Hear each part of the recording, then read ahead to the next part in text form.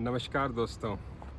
आज रामनवमी है और रामनवमी के इस पावन अवसर पर मैं आपसे कुछ दिल की अनकही बातें कहना चाहता हूँ जो मेरी किताब में प्रकाशित हैं। ये वो बातें और जज़्बात हैं जो हम अक्सर कह नहीं पाते, जीवन के अनेक मोड़ों पर अनकहे रह जाते हैं। और जब हम इन्हें याद करते हैं, इन्हें ताज़ा करते हैं, तो हमारे भीतर की कुछ गाँठें खुल जाती हैं। तो आज मैं बात करूँगा, क्योंकि आज रामनवमी है, तो आज मैं श्री राम की बात करूँगा। और मेरे जीवन में बचपन से लेकर अभी तक श्री राम के साथ जो मेरा रिश्ता है, वो बदलता रहा है। पहले वो मेरे भगवान थे, थोड़ी दूरी थी, मैं उन्हें एक चबूतरे पे रखता था, अब वो मेरे दिल में बसते हैं और उनके जीवन के कई पहलू मुझे अपने पहलुओं में दिखते हैं। तो शायद मैं धीरे-धीरे उनके साथ-साथ, उनके पीछे-पीछे चलना सीख रहा हूँ।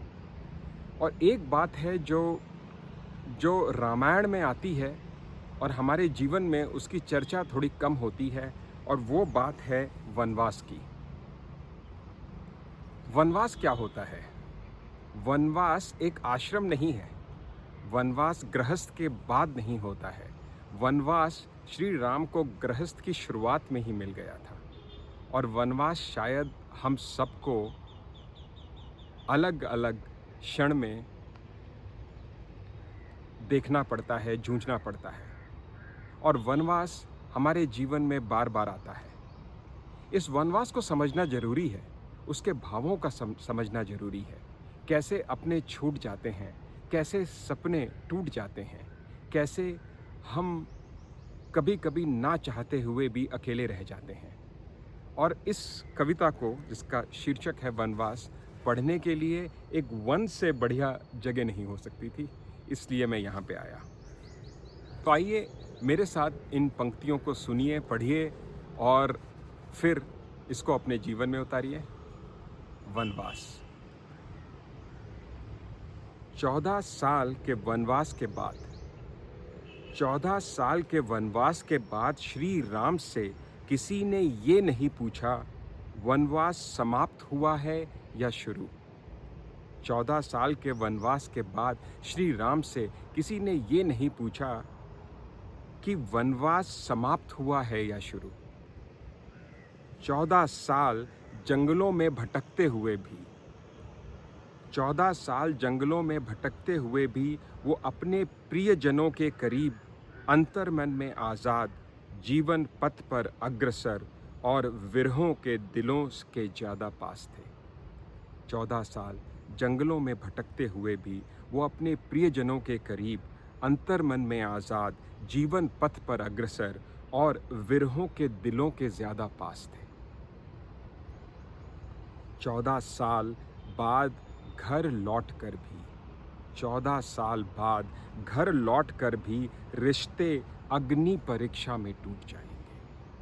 14 साल बाद घर लौटकर भी रिश्ते अग्नि परीक्षा में टूट जाएंगे, सपने जिम्मेदारियों के बोझ के तले दब जाएंगे और अपने समाज के जंगल में कहीं खो जाएंगे। 14 साल बाद घर लौटकर भी रिश्ते अग्नि परीक्षा में टूट जाएंगे, सपने जिम्मेदारियों के बोझ के तले दब जाएंगे और अपने समाज के जंगल में कहीं खो जाएंगे।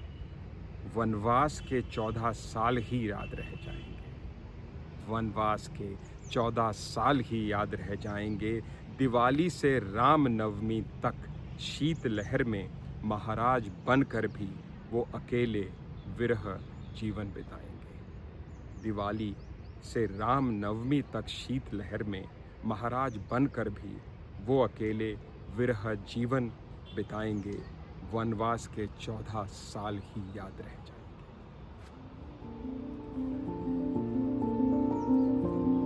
वनवास बहुत खूबसूरत चीज़ है। इसमें अकेलापन है, इसमें दुख है, इसमें वियोग है, लेकिन इसमें एक अध्यात्म पथ छुपा है। इसमें वो शक्ति है जो हमको पूर्ण करती है, संपूर्ण करती है। इसलिए आप भी ढूंढें, आपके जीवन में वनवास कहाँ हो रहा है। गृहस्थ में रहते रहते कहाँ आप अकेले जा रहे हैं, कहाँ वो 14 साल शुरू हो रहे हैं।